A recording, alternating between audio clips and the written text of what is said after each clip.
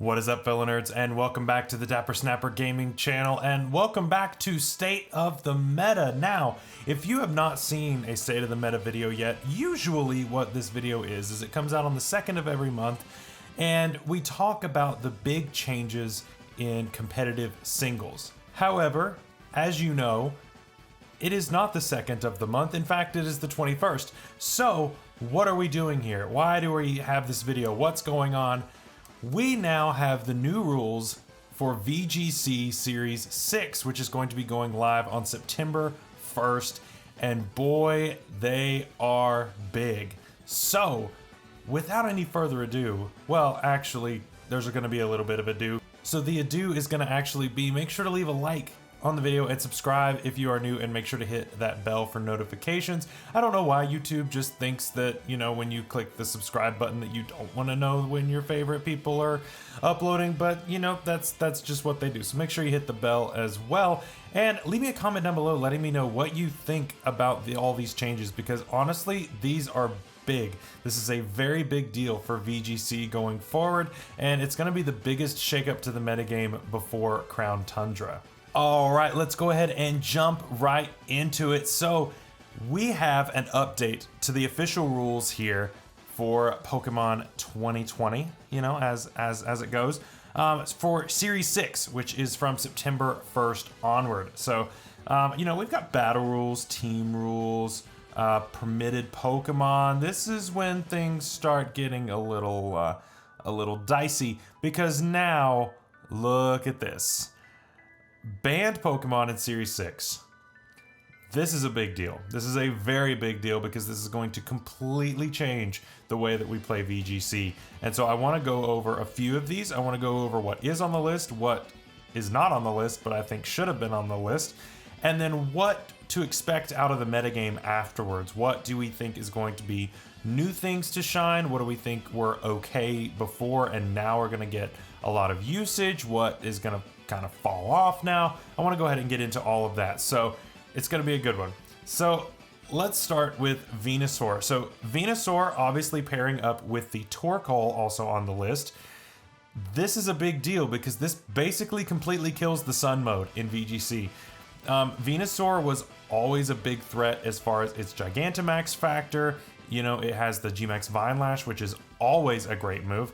But it also has the Sleep Powder option, with its Chlorophyll ability being able to quickly put something to sleep, and just your opponent can't do anything about it. It's extremely disruptive. It hits pretty dang hard, especially with its Gmax move.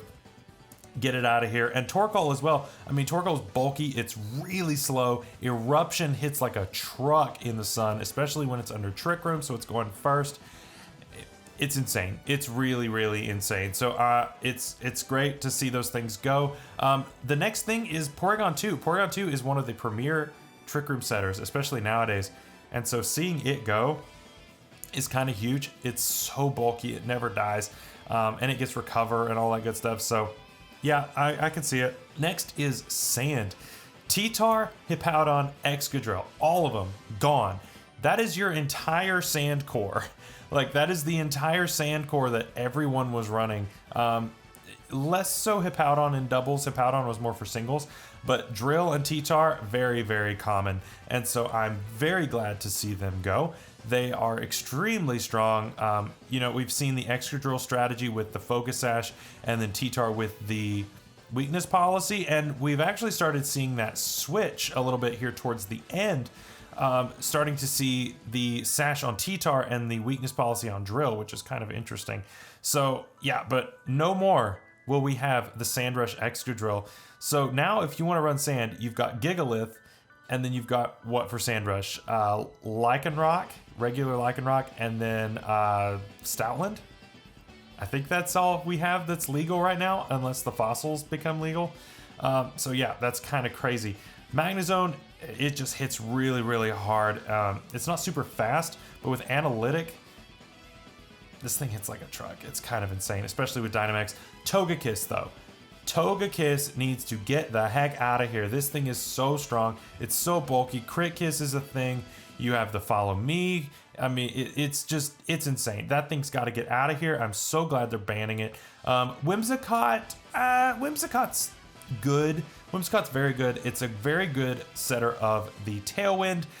It gets Taunt. It gets all kinds of the prankster shenanigans. So still a very good mon though. Incineroar's insane. I'm so glad to see Incineroar gone. Parting Shot. You've got Darkest Lariat that ignores any stat boost. You've got Intimidate. It's bulky. It's crazy mon. I really don't need to explain it all that much. It's so good. Mimikyu, very strong. The Disguise ability is kind of crazy, kind of busted. Swords Dance allows you to do all that, which is great. Rillaboom, Cinderace, both insanely strong. Even with their Gigantamax forms, whether or not it's Gigantamax, it doesn't matter. They're ridiculous.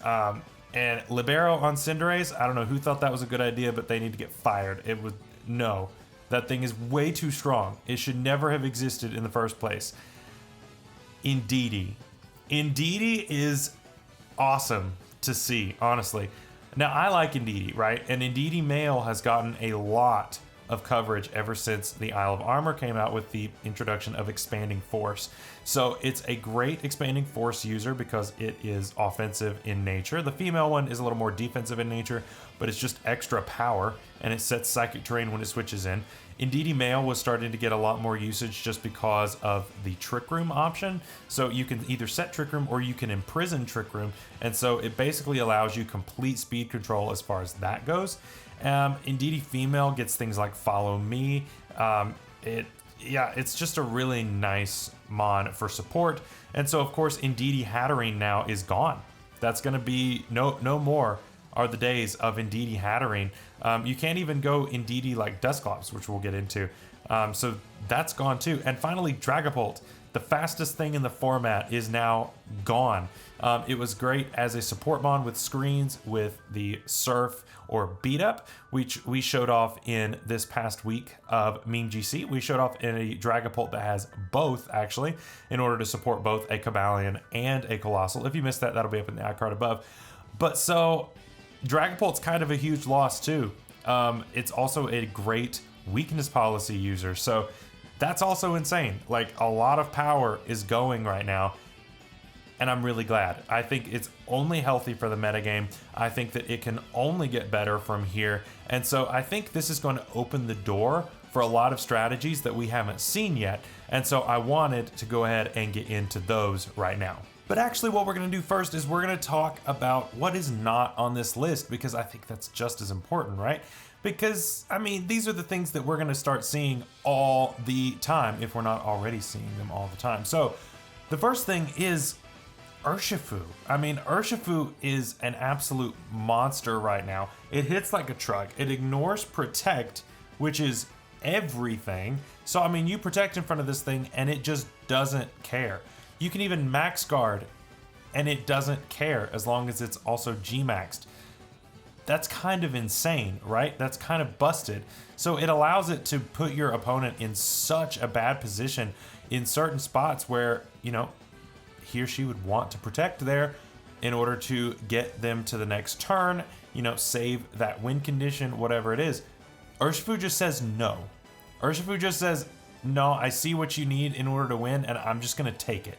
So, yeah, that's kind of an insane one to not have. The next one is Dusclops. Dusclops is huge. It is one of the best Trick Room setters in the game. It gets Bulldoze, which it used in order to set up Tyranitar's weakness policy. And so that's kind of crazy to not see it. Now, it did kind of drop off in usage a little bit here towards the end. Porygon 2 kind of becoming a little bit more popular. And so I think that's why we saw Porygon 2 get banned instead. But I still think they should have banned Dusclops because it should have been in that top percentage literally every season up until now, because that thing is insanely bulky. It's an amazingly reliable Trick Room setter. It gets Bulldoze to set anything weak to ground's weakness policy, which is great. It can burn stuff. It gets Nightshade for, you know, a little bit of damage. Will-O-Wisp, you know, I mean, it's got a lot of everything it really needs to be a great support mon. It has on its kit. And so it's a dangerous mon. It's so good at what it does in setting up Trick Room. I don't know how this didn't make the list, and I have a feeling you're going to see it on basically every squad. I think that it's going to get paired up with several things, but we'll talk about some new pairings at the end of the video. The next one is going to be Porygon Z. Porygon Z hits like an absolute truck. This thing is the strongest max strike in the game. It lowers your opponent's speed, and I mean, you're just clicking Hyper Beam 3 turns in a row and lowering their speed with no drawback when you Dynamax it.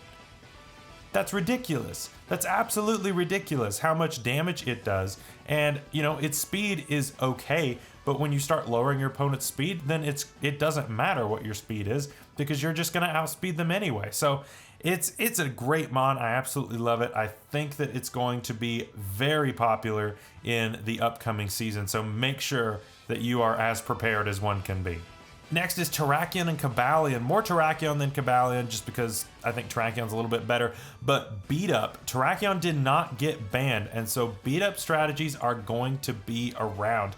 Now, we did lose 2 of our biggest beat up users in Dragapult and Whimsicott, but we also have Weavile, which is a fast user of beat up. It is a fast user of Surf as well. So, I mean, we can start pulling that those double shenanigans where we had Dragapult before. Now it can be a Weavile. It gets both beat up and Surf. So don't worry, your enablers for all of those are still around. So it's not gone. It's okay. It's fine. So, you know, they are still around. Another thing that's going to be really big is rain. Rain did not get affected at all by this. And so now the Weather War is basically yours when you switch in. Rain is now really the only viable, in my opinion, is now the only viable weather, you know, unless you want to run a Gigalith, which Gigalith isn't too bad. But I would say that you're going to see a ton of rain usage, especially things like Kingdra, Ludicolo, possibly even Poliwrath. Just, you know, maybe we'll just see. You know, we'll see a lot of Pelipper. We'll see some Politoed, all that good stuff. I would like to, I might do another Poliwrath video just where Poliwrath was just so good in the early metagame. And speaking of which, that is going to be our feature in next week's Wi-Fi battle, sneak peek. But yeah, I'm really excited for where this is going to take us. Rain is going to be good. It's also going to bring back Dracovish. Dracovish has kind of dropped off the face of the earth because of Togekiss, and so expect it to come back. I very much expect it to be back. I think Amoonguss is only going to get better because now I think it's going to be a little bit more comfortable not running the Koba Berry all the time. You know, it ran it a lot for Togekiss. It ran it for Cinderace for that the Max Airstream. But now with those 2 big users gone, not that Max Airstream is an uncommon move. In fact, it's one of the most common Max moves. And so, you know, maybe I'm wrong in this, but I think that Koba Berry can be run less on it. And so it will be able to run a 33% berry over that now. And so I think that's going to be really, really nice to help it to be a little bit more versatile than it was, just a little bit more bulky, being able to get some of that health back when it wants to. So I think that's going to be really good for it. I think Duraludon is going to make a big return now that Cinderace is gone, and Incineroar. Those both really were awful for it. And also Torkoal and Venusaur, like a lot of Tyranitar, Excadrill, like the more I'm looking at this list, the more it just looked really bad for Duraludon. But I think that these are its top threats, and now they're all gone. So that's awesome. I'm super pumped that Duraludon is going to hopefully come back. It was so good in the early metagame, and then it just kind of died off. And then now I think it can make a resurgence pretty safely. So I'm excited to see that. The last thing I want to see really do well is Dusclops and Dragalge. I have such high hopes for Dragalge in Trick Room, especially with a weakness policy, with the Max Ooze raising its special attack, all of that good stuff. I think it's got a lot of potential. I think it can really, really work. Now, obviously, it was a big check to the Rillaboom and the Togekiss. That really helped, you know, in Trick Room. It's also a check to Dragapult. So, you know, it was a big help, you know, being an anti-meta kind of mon. So, you know, we'll just have to see how it does with the new meta going forward. But I think that it has a place. I think it can really do well. All right, so let's go ahead and talk about what will be in season 6. I think season 6 is going to be pretty crazy, and it's going to have a lot of stuff that we haven't really gotten to see shine just yet, and so I'm really excited to see it. So first of all, I want to say Trick Room is not going anywhere. Do not expect Trick Room to die off because of this. So expect to see a lot of Dusclops. I think Dusclops is going to be super heckin' common. So I really think that everybody needs to watch out for that because, I mean, it's just good. And so expect a lot more Rhyperior to come back. I think Rhyperior is going to be on a lot of your Trick Room teams nowadays with the Bulldoze and all that stuff. Yeah, maybe even Conkeldurr coming back. I haven't seen a Conkeldurr in VGC in a while. Not that they're nowhere, but they're very uncommon right now. But I could see it making quite a big return here because obviously Togekiss became like the most common thing in the format, and so it just kind of beats Conkeldurr in every single possible way. So that's why it kind of died off, but I think that it can now make a resurgence pretty safely. So I'm excited. I think that it can finally, you know, do a lot of work. I think it's going to be awesome. Yeah, so I'm excited. The next one is going to be the Weavile plus Colossal plus the Terrakion strat. I think that that's going to be pretty common, at least at the beginning, while people are still getting used to it. I think that's going to be a good gimmick at the beginning. Colossal's always a good gimmick. I mean, come on. Colossal's a pretty cool gimmick. I think it's fun. I've used it a couple of times on the channel already. But yeah, so it's a really good enabler of those mods with the beat up and the surf strategies. Plus, it's pretty fast. It gets triple axle, which hits a lot harder than you would think. It also can have knockoff if you want to get rid of items. Yeah, it's got a lot of options. So I really think that this is going to be something that we're going to see quite a bit of. Terrain, the only viable terrain right now is going to be electric terrain. And so expect to see a lot of Pincurchin and Alolan Raichu. That's just a really good pairing, and I think that Alolan Raichu is just really, really good now that it has the Rising Voltage.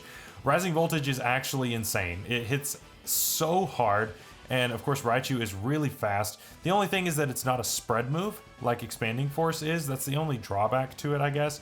So, you know, it is what it is, but it's still really strong. He's really fast. I think you're going to start seeing a lot of that, you know, obviously just without Magnezone there. And then finally, I want to talk about mods that really don't have a lot of play right now, but I think that will. And of course, I'm just mentioning a few. I'm not mentioning all of them. Leave me a comment down below letting me know your thoughts and some that you think that I left out, because I intentionally left some out that I thought were a little bit less relevant. And so I want to be able to discuss that with you in the comments below. So go ahead and let me know down there. But these are my top 3, okay? Gigalith. I think Gigalith is going to be around because Sand has always been a good strat, right? And Gigalith is a really good support mon. It's bulky, it's got sturdy, which is a very good ability in this metagame. It'll allow you to get off at least one move, whatever you want to do, whether that's a smackdown for something like a Talonflame or a Braviary or anything like that that is around. You know, it's got Earthquake, which Earthquake's always a good move, obviously. And it's got a lot of other stuff too. It's a really, really nice support mon. It sets Sand, of course, when it comes in. So that's really cool. I think Gigalith is going to be around quite a bit. You know, obviously we did lose a lot of our things that benefit a lot from Sand, but I think that we'll still find a way for Sand to be relevant because Sand has really always been relevant. So I think that we'll still find a way. The next one is going to be Bisharp, and I think that Bisharp is now going to be super, super nice in the metagame because we've got Excadrill gone. That's a big weakness. We've got Cinderace gone. Big weakness. Rillaboom usually carried ground type coverage. Incineroar, yes, it would set up the Defiant, but like, Torkoal Venusaur, super bad for this thing. Hippowdon, you can't do anything to that. So, yeah, I mean, a lot of counterplay, a lot of its counterplay is now gone. So expect to see a ton of Bisharp in the next metagame. I really think it's going to be good. I think it's going to be super nice.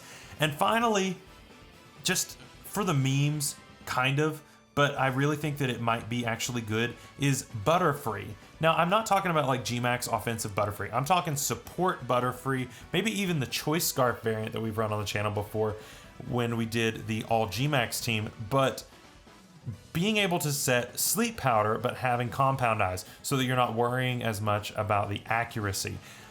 I think this thing might be viable, and especially in rain where it can have hurricane 100% of the time. It gets quiver dance if you want to run it offensively. Don't sleep on Butterfree. That's all I'm saying, is I think that it might actually have a shot here. You know, obviously Cinderace is gone. Togekiss for the max flying is gone. Incineroar's gone. Excadrill for rock type moves is gone. A lot of these big checks that were on every single team and really stopped these guys from shining are gone. And I think that this is going to be absolutely amazing for the future of the metagame. So yeah, I think that you all should be looking forward to Season 6. So, in conclusion, I think that Season 6 is going to be awesome. I really think that it's going to completely change the game. It's going to help to keep it really interesting because, I mean, think about it. We're not having anything else new until, you know, Crown Tundra, which is when? Probably November. My guess is November. I honestly don't think it's coming next month. I've heard some people saying September. I really don't think so. I think it's going to be end of October, beginning of November.